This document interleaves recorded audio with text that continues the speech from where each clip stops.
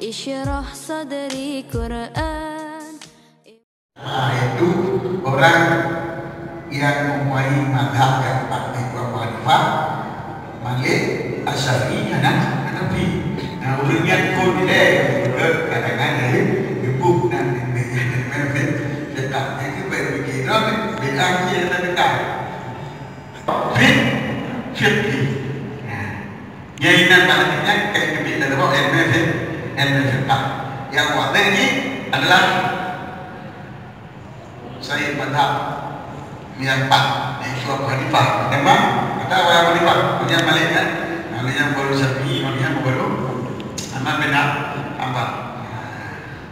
Yang kedua, jadi kayak kebir online Ummah Islam, kayak kebir terbawa ilmu yaitu ilmu kita. Nyawa salah terbawa daripada judul kata tapi ini mak